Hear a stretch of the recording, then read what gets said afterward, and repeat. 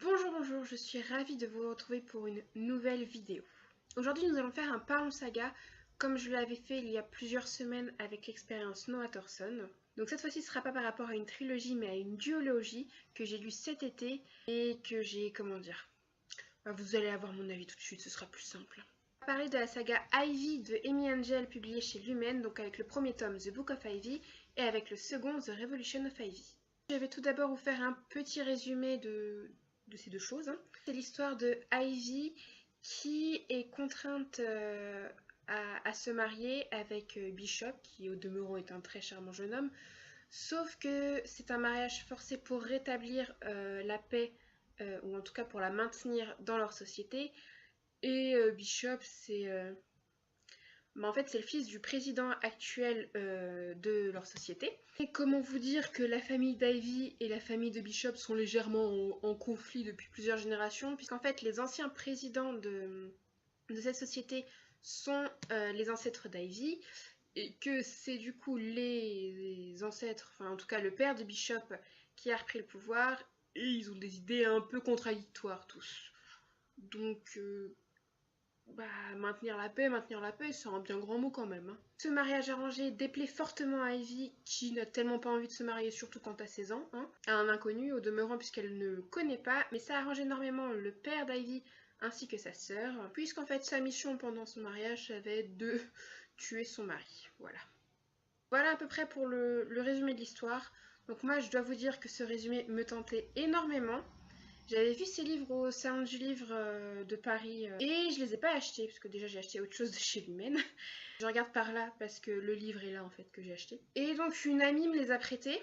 En plus je voulais pas les acheter parce que les couvertures je les trouve tellement moches. Enfin j'aime pas du tout ce personnage, j'aime pas le graphisme, je suis pas forcément fan des couleurs. Le seul truc que j'aime bien c'est les titres, je sais pas si vous allez voir, ils sont un peu en reflet.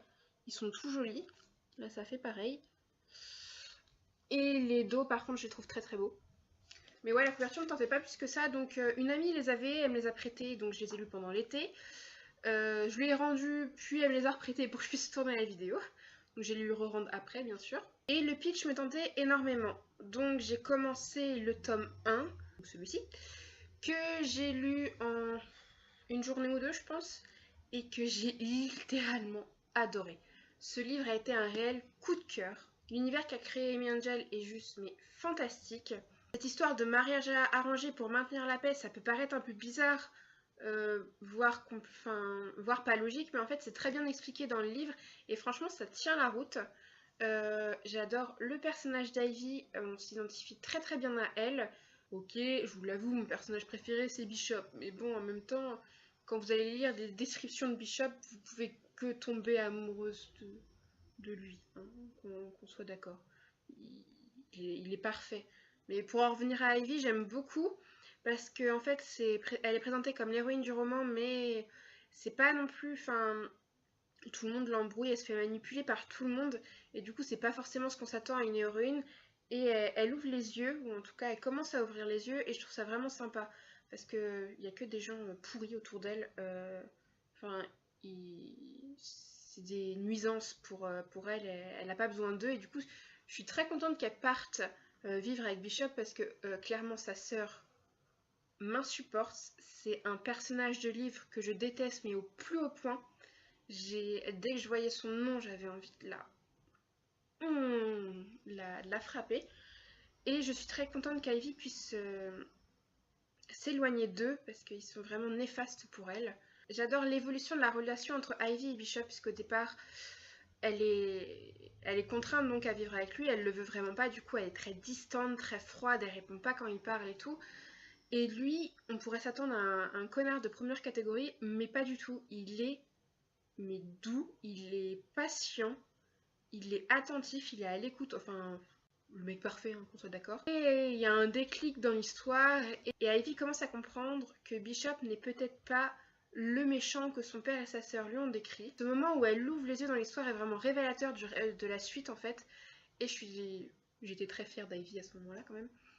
Et aussi les rebondissements, les actions s'enchaînent vraiment très facilement. C'est bien construit, c'est bien amené. C'est dans une suite logique mais en même temps à laquelle on ne s'attend pas. Les personnages secondaires, moi je les aime beaucoup parce que Ivy, en fait, quand on est marié, donc elle va vivre avec son mari, et généralement, l'homme va travailler et la femme ne travaille pas. Donc, Ivy, de toute façon, vous allez vite le comprendre si vous commencez à lire le livre, n'est pas du tout quelqu'un comme les autres, et elle veut travailler, et ça amène un personnage secondaire très important, et j'aime beaucoup leur relation, et j'aime beaucoup l'implication d'Ivy dans son travail. C'est vraiment, ce livre, je l'ai adoré du début à la fin. Mais j'aurais bien aimé qu'il s'arrête à cette fin-là, quoi. Qu'il n'y ait pas de suite. Parce que même si du coup ça aurait fait une fin ouverte, parce que clairement c'est une fin ouverte là, bah l'auteur a écrit ça. Et comment vous dire, ma déception quand j'ai lu ce livre, j'ai lu juste après, parce que moi j'adore lire les sagas d'un coup, moi il me faut les tomes d'un coup. Du coup j'avais tellement adoré le premier tome, j'avais trop hâte de lire le deuxième. Je l'ai lu aussi en 2 jours, mais c'est pas parce que je l'ai aimé, enfin c'est pas le même empressement de connaître la fin de l'autre. Enfin si, je voulais connaître la fin, mais parce qu'il m'ennuyait en fait. Ce livre m'a totalement ennuyé du début à la fin.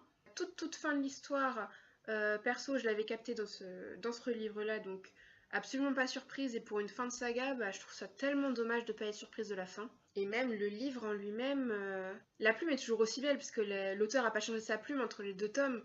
Et j'ai tellement apprécié sa plume, mais j'ai juste pas compris le principe de cette suite en fait. Parce que je trouve très facile en fait. Comme je vous disais tout à l'heure par rapport au premier tome, les actions s'enchaînaient, c'était logique, mais en même temps on s'y attendait pas. Là personnellement j'avais presque 10 pages d'avance tellement c'était, mais on nous foutait la suite, mais vraiment en plein milieu de la figure. On comprenait en 2-2 ce qui allait se passer 10 pages plus tard, et franchement, bah, ne pas avoir cet effet de surprise, surtout dans une dystopie, bah ça m'ennuie quoi, parce que c'est un peu nul d'avoir de l'avance comme ça. Ouais, j'ai pas compris. Bishop arrive très loin dans le livre et clairement j'ai lu ce tome juste pour Bishop, hein, parce que sinon je crois que je l'aurais abandonné. Aussi parce que je voulais voir si la fin valait le coup. Peut-être que je m'étais dit, ou peut-être que le début est moins bien, mais qu'après ça va revenir. Mais non, il se passe énormément de choses à la fin, mais je m'attendais à tout. Et oui, je la trouve très facile dans le sens où, sans vous spoiler, Ivy est dans une situation très critique. Et en fait, elle n'a pas forcément la solution à son problème. Et d'un coup, bam, la solution, elle arrive comme ça. Et je trouve ça tellement facile, en fait, d'être bloqué. Et d'un coup, ah bah tiens, la solution, elle est là, bah on va la prendre. Bah non, ça se passe pas comme ça. Enfin, ouais, je suis déçue d'avoir été déçue, mais voilà quoi. J'ai pas du tout accroché à ce 2e tome. C'est pas pour être méchante, hein, parce que franchement, je voulais l'aimer ce second tome, parce que le premier, là, vraiment, c'est un coup de cœur, c'est un des plus beaux coups de cœur que j'ai eu de 2016, et j'en ai eu beaucoup en 2016, mais il fait vraiment partie des meilleurs. Mais je pense que je vais essayer d'oublier ce second tome, parce que ce qui m'a terriblement déçue. Le premier tome est un des plus gros coups de cœur de l'année 2016, mais lui c'est ma plus grande déception de l'année, voire tout livre confondu que j'ai lu depuis que je suis enfant. Ça me désole de dire ça, sincèrement je voulais tellement l'aimer ce livre, mais je ne vais pas vous mentir en vous disant ouais il est génial. De mon point de vue j'ai pas aimé, je sais qu'il y en a qui ont aimé, je sais qu'il y en a qui n'ont pas aimé. Donc voilà mon avis pour cette saga. Si l'auteur écrit d'autres choses, moi je ne sais pas si elle a écrit d'autres choses, je lirai quand même parce que c'est une très jolie plume. Moi personnellement je reste sur un point très très positif du premier tome. Mais je pense que je vais essayer d'oublier ma lecture du second, parce que du coup ça détériore mon point de vue sur l'histoire, parce qu'à la base je l'aime beaucoup et du coup j'ai l'impression de rester sur ma faim, alors qu'à la base c'est une histoire super super intéressante, super originale et tout. Donc bah j'ai pas envie de retenir le tome 2, voilà. Donc voilà pour mon avis pour la saga d'Ivy de Amy Angel, donc c'est publié chez Lumen. À vous de vous faire votre avis, c'est pas parce que j'ai dit que je n'aimais pas le second tome que vous n'allez pas l'aimer. D'ailleurs, s'il y en a d'entre vous qui l'ont lu, j'aimerais beaucoup avoir vos avis et pouvoir échanger avec vous pour savoir si vous avez le même ressenti que moi. Peut-être que vous pourrez m'expliquer des choses que j'aurais peut-être pas compris dans le tome 2. Hein. Sincèrement, en commentaire, n'hésitez pas à partager votre point de vue, parce que j'ai vraiment envie de discuter avec vous, notamment sur cette saga.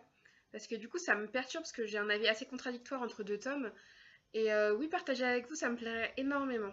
Voilà pour cette vidéo, j'espère qu'elle vous aura plu. Donc comme je viens de le dire, n'hésitez pas à commenter. Pour me retrouver sur les réseaux sociaux, me contacter ou retrouver mon blog, tout se trouve en barre d'infos. Et je vous dis à la semaine prochaine pour une nouvelle vidéo. Bisous! Que Bishop peut-être... Ah.